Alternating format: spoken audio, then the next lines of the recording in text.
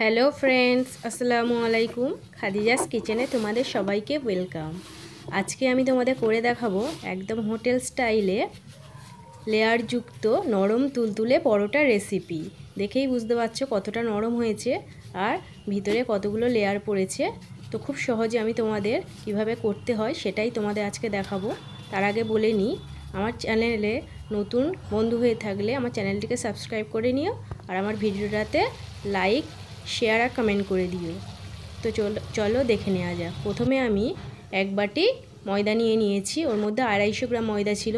ওর মধ্যে কিছুটা আমি নুন দিয়েছি আর দিয়ে দিচ্ছি 1 চামচ চিনি, যেটা আমি একটু গুঁড়ো করে নিয়েছি। শুকনো উপকরণগুলোকে একটু মিক্স করে নেব। তারপর আমি ওর মধ্যে দিয়ে দেব একটু উষ্ণ গরম পানি, হাতে সহ্য করার মতো একটু উষ্ণ গরম পানি দিয়ে আমি ময়দাটা মাখিয়ে নেব। খুব সুন্দর করে একটু ঠেসে ঠেসে মাখাতে হবে, একটু নরম করে মাখাতে হবে।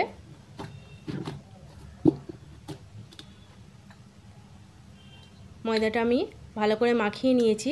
এবার আমি ওর মধ্যে 2 চামচ সাদা তেল দিয়ে আরও কিছুক্ষণ মাখিয়ে নেব। যতক্ষণ না তেলটা ময়দা অ্যাবজর্ব করে নেয় ততক্ষণ আমি ময়দাটা আরও 2-3 মিনিট মতো মাখাতে থাকব।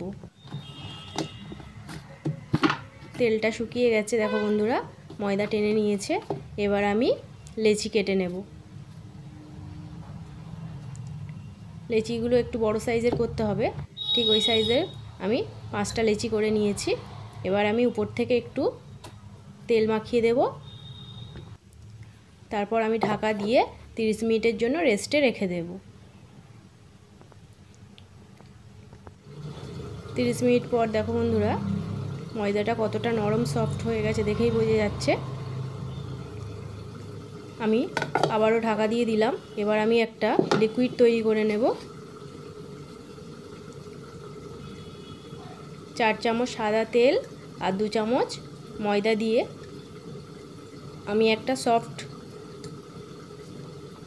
লিকুইড তৈরি করে নেব।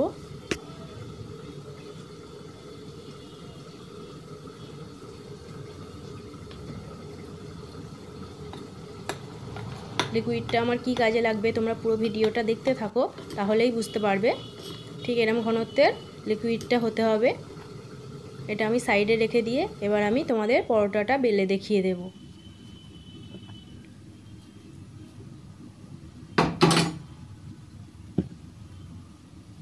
ভালো করে হাত দিয়ে গোল করে নেব প্রথমে, তারপর একটু শুকনো ময়দা দিয়ে রুটির মতো বেলে নেব।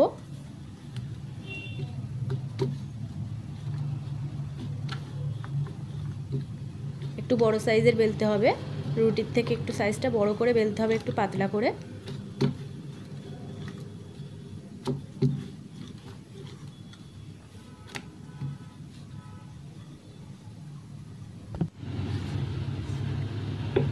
আমার বেলা হয়ে গেছে, রুটিটা একটু বড় করে আর পাতলা করে বেলেছি। এবার আমি ওই লিকুইডটা থেকে 1 চামচ লিকুইড নিয়ে দিয়ে দেব রুটিটার উপরে। তারপরে লিকুইডটা ভালো করে পুরো রুটিটার মধ্যে মাখিয়ে নেব। তারপর একটু শুকনো ময়দা নিয়ে উপর থেকে ছড়িয়ে দেব, দিয়ে এরকম একটা ভাঁজ করে নেব আবার। তারপরে আরও একটু লিকুইড দিয়ে দেব, দিয়ে মাখিয়ে নিয়ে আরও একটু শুকনো ময়দা উপর থেকে ছড়িয়ে দেব, দিয়ে ওই সাইড থেকেও একটা লেয়ার তুলে নেব। তুলে নিয়ে আরও কিছুটা লিকুইড দিয়ে দিলাম, দিয়ে আরও কিছুটা শুকনো ময়দা উপর থেকে দিয়ে দেব, দিয়ে এইভাবে মুড়ে নিতে হবে। দেখো বন্ধুরা, ঠিক এইভাবেই করে নিতে হবে। এইভাবে আমি সবকটা পরোটা আমি রেডি করে নেব। এবার আমার পরোটার জন্য রেডি হয়ে গেছে। যেটা আমি প্রথমে বেলেছি সেটাই আমি আগে বেলে নেব।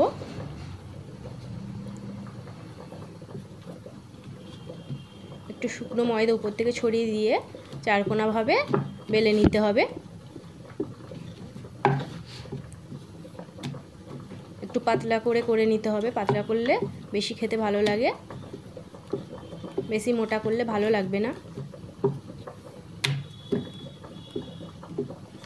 ঠিক এরকম সাইজের করে নিতে হবে।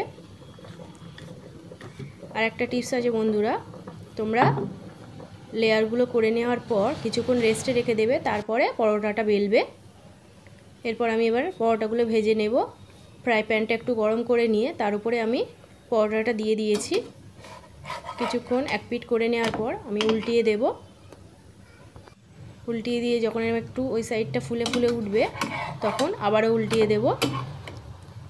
দুবার আমি উল্টিয়ে দিয়েছি। এবার আমি তেল দিয়ে দেব। খুব কম তেলে ভাজা হয়ে যায়, 1 চামচ তেলেই হয়ে যাবে। আর তেল দেওয়ার সাথে সাথে ফুলে বালিশের মতো ফুলে উঠবে।